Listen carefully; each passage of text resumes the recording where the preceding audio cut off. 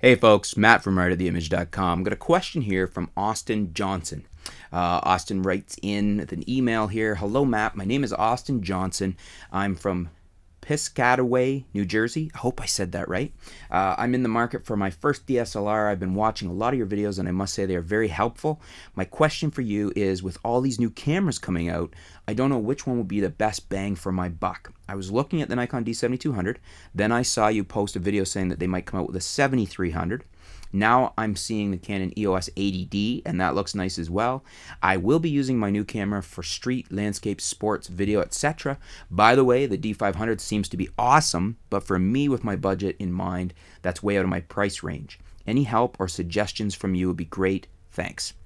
Good question, Austin, because I think I get this from a lot of people, and there's so much good stuff, so much new stuff coming out. What is a fella to do? Or a lady? Do you decide to go Nikon? Do you decide to go Sony? Do you decide to go Canon? Do you decide to go Fuji? Do you decide to go Panasonic, Olympus? It can be a little overwhelming. There's a lot of good stuff available. First of all, to my comments on the D7300, that's vaporware at the moment, we call it, in the sense of I don't expect that out anytime soon. That was speculation on my part on what would be coming down the pipes to replace the 7200, and I probably don't expect to see that announced this year. So you can kind of put that one to bed. 7200 is a great camera you might want to consider. You kind of want a jack of all trades. You want street, landscape, sports, video, etc. So you want something you can do everything with. The 7200 will certainly do that for you.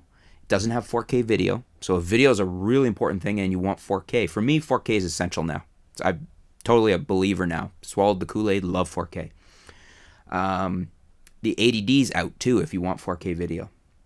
The only cameras to look at right now for 4K video in the more budget-minded ones, because if you say the 500's out at that price level, then you're looking at the G7, which is probably one of the best bangs for your buck out there. That's what I'm filming this. I love my G7. 4K video, great image quality, great autofocus system, great touchscreen, everything. Love that camera. $600 with a lens. Can't beat it. I'll put a link below for you. You can check it out. So that's a very high recommendation of mine. The Sony A6300, I hesitate to recommend it yet, although it looks fantastic.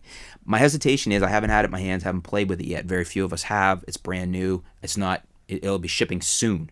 I'm going to get one in. I'm actually hoping it may I might add it to my stable of cameras. But I hesitate to recommend it, and it is more expensive. The G7, it's easier to get more lenses, more adapters, use other manual focus lenses, and you can get the G7, essentially $600 with a kit lens at a fast prime for a very economical price, and you're laughing. So definitely look at the G7. The Sony A6000 is very good as well. It won't do 4K, but you might want to look at that.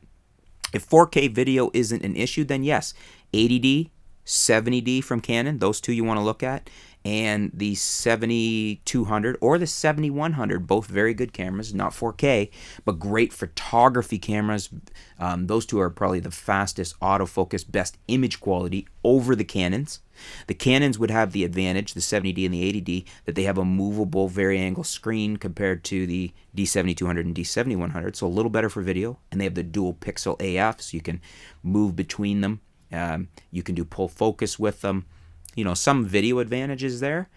The D5500 from Nikon is a little less money, and it has the vari-angle screen. That's a great contender. I love the 5500.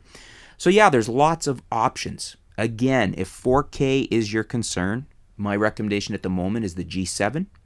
You can look at the A6300 if it's within your budget, but I don't have the experience with it yet to tell you I heartily recommend it. It just looks really good. So if video is really important and you want 4K, G7 is your best economical, awesome camera to look at. If 4K is not important, you just want a really good camera, the Nikons are better cameras for photography than the 80D and the 70D are as far as focus systems, image quality, and that issues. The Canons could arguably be better than them in the video realm because they have the vari-angle LCDs and they've got that dual pixel AF. So it just depends which way you want to lean there.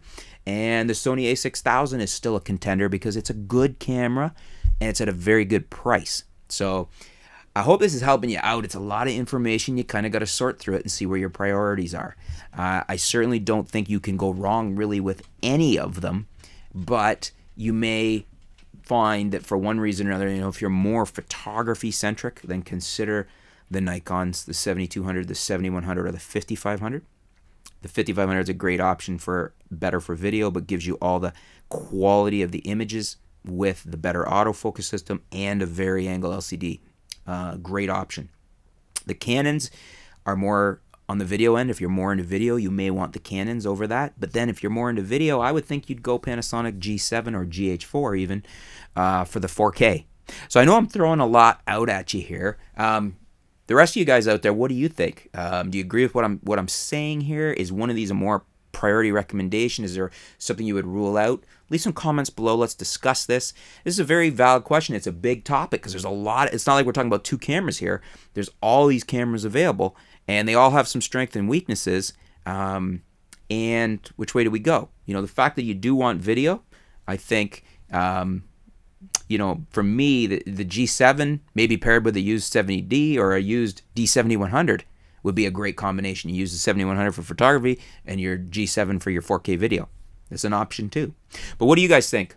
Leave your feedback below. Let's help Austin out. Hope I've helped out somewhat. Thanks for your question, Austin. And stay tuned. We'll be back soon here at outoftheimage.com.